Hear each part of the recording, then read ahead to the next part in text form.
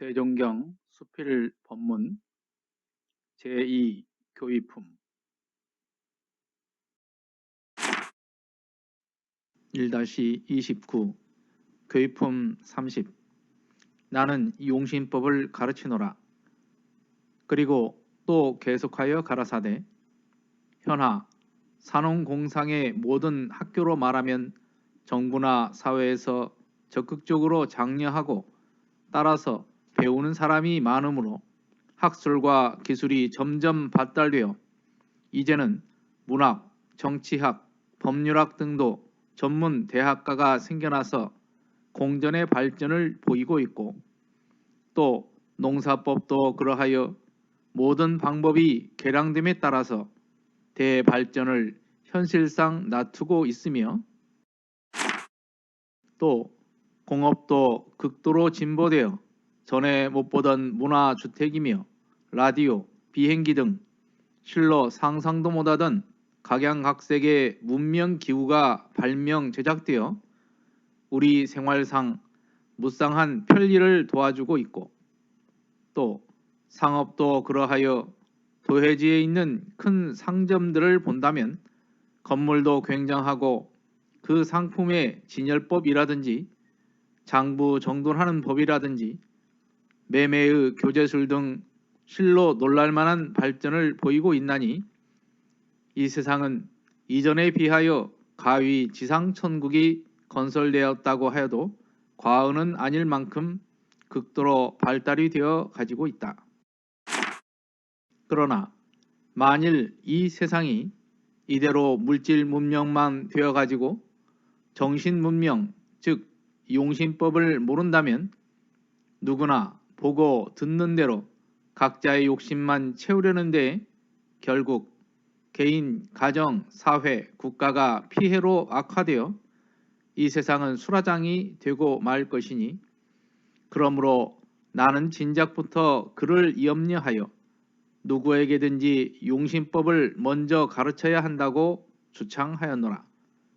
대저 각 학교에서 여러 가지 학술을 배우는 것은 마치 전장에 나가려는 무사가 칼이나 총 등의 무기를 장만하는 것과 같나니 같은 무기를 가지고도 용신법을 아는 자는 정의를 위하여 적군을 물리치는 데 사용할 것이요 용신법을 모르는 자는 불의한 사욕을 채우려는 데에 악용할 것이다. 그와 같이 같은 학술을 가지고도 용신법을 아는 자는 저만 못한 일을 가르쳐준다 혹은 곤궁에 빠진 일을 학술로서 도와준다 하여 자리이타가 되도록 이용할 것이요 용신법을 모르는 자는 그 학술을 무기삼아 무식한 사람을 둘러먹고 속여먹는 데에 악용하여 필경 자해타해가 되고 말 것이니 그러므로 용신법을 모르는 자에게 학술을 가르치는 것은 불량한 도적놈에게 무기를 주는 것과 같다고 하나니라. 또 권리 있는 자로 말하더라도 가령 전답을 많이 가진 권리 있는 자가 있어 그 독리 무산자들에게 논을 주어 벌어먹게 하며 또는 도조도 공정하게 받고 혹은 천재지변이 있을 때에는 각 인의 형편을 살펴서 동정을 하여 준다면 그러한 지주에게는 소장료도 정성껏 갖다 줄 것이니 자리이타가 되지만은 만일 지주편에서 전답을 주고 때는 권리와 도조를 더 받고 덜 받을 권리가 있다 하여 아무 죄상도 없는 자기네 아니 뗄 논을 뗀다든지 더 못 받을 화곡을 강청한다면 소작인 편에서는 그 지주를 원망도 하고 봉변도 주며 관청에 고소도 하고 그의 악행을 신문에도 낼 권리가 있나니 그러한 지경까지 이른다면 지주도 은연 부지중 망할 것이요 그 자기들도 벌던 전답을 못 벌게 되었으니 이는 소위 자해 타해니라. 또 같은 돈을 가지고도 가령 자선사업이나 교육사업 등 공중을 위한 사업에 쓴다면 약소 대중은 그 은혜를 입게 되니 좋을 것이요. 사업한 사람은 모든 사람들이 칭찬을 한다, 신문을 낸다, 혹은 비석을 세운다, 혹은 동상을 세운다 하여 그의 공덕을 일컬을 것이니 이 또한 자리이타가 아니고 무엇인가? 그러나 그 반면에 만일 같은 돈을 가지고도 도적질 할 때에 쓸 무기를 사서 도적질을 많이 한다면 여러 사람이 해독을 입을 것이요. 그러다가 경관에게 들키게 된다면 매를 맞는다, 징역을 산다, 별별 악형을 다 받고 사람의 행세를 못하게 될 것이니 이것은 곧 돈을 가지고서 자해타해하는 법이니라. 그러므로 물질 문명도 각 방면에서 적극적으로 지도하고 장려하는 머리에 실로 놀랄만한 발전을 보이는 것과 같이 정신 문명도 또한 그러하여 자주 훈련하고 장려한다면 큰 효과를 낼 것은 명약관화하니 사실이니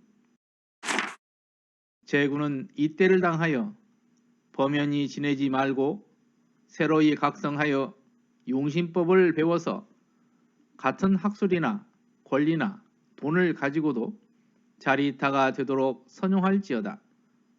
만일 이때 정신문명을 시키지 못하고 이대로 물질문명만 되어 나간다면 도리어 이 세상은 악화되어 범행자가 많을 것이요. 따라서 서로 대하는 대로 피해가 되어 살 수가 없을 것이니 제군은 용신법의 조종사가 되어 물심 양 방면을 유루 없이 밝힐지어다 하시더라. 회보 33호에 있는 말씀입니다.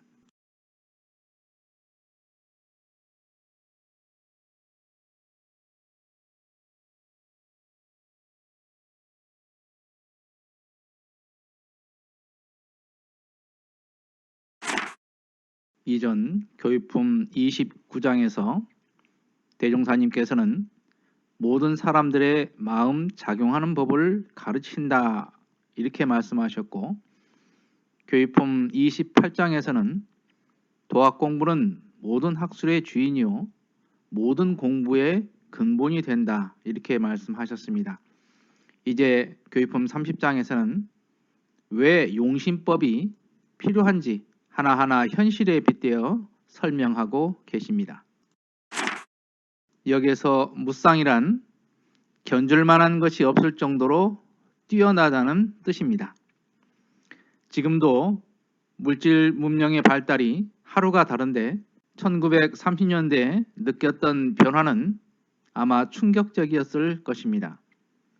그때의 충격을 대종사님께서는 지상 천국이 건설되었다 이렇게 표현하실 정도였습니다.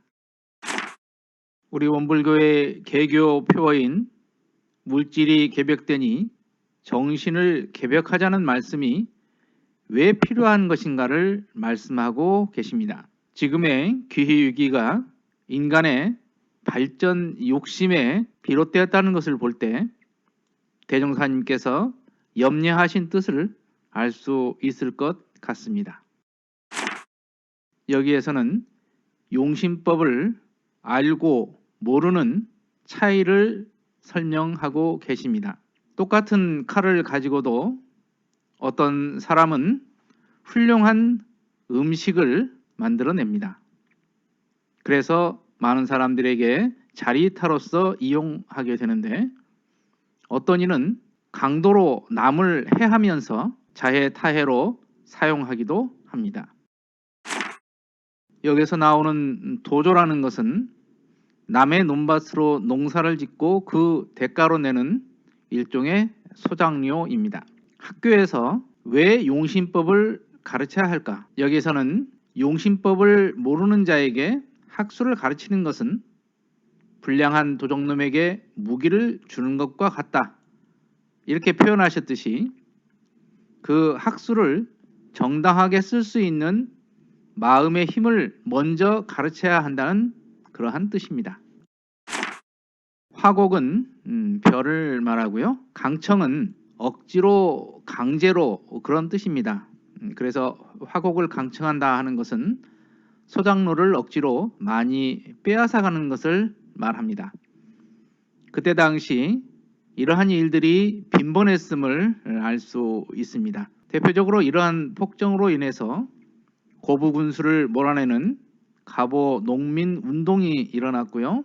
이것이 곧 동학 농민혁명의 시작이 되기도 했습니다. 여기에 나오는 육혈포는 지금의 권총을 말하는데요. 탄이 6개 들어간다 해서 붙여진 이름입니다. 무기를 말하는 거죠. 여기서는 반대로 자리타법을 쓰는 사람의 예를 이렇게 들으셨습니다. 이 이야기를 들으면서 경주의 최부자 이야기가 생각이 났습니다. 명약관하라는 것은 불을 보듯 분명하다는 뜻입니다. 즉 용신법으로 마음의 힘을 길러내면 세상에 놀랄만한 발전을 이룰 것이라는 것이 명약관하하다, 분명할 거다, 이런 말씀입니다. 1-29의 내용은 구체적이고 설명을 통해서 쉽게 알아들 수 있도록 하셨습니다. 하지만 이것이 수록되어 있는 대종경 교육품 30장에는 이것을 요약한 내용이 실려 있습니다. 다소 아쉬운 마음이 듭니다. 대종사님은 물질 문명을 반대하지는 않으셨습니다. 다만 그 물질을 선용하는 마음의 힘을 강조하신 것입니다. 지금의 현실에서 왜 물질이 개벽되니 정신을 개벽하자는 말씀이 가장 필요한 법이 되는지를 이렇게 자세히 설명을 하고 계십니다. 이상으로 대종경 수필 법문 봉독회를 마칩니다. 마음 공부 잘하여서 새 세상의 주인 됩시다. 감사합니다.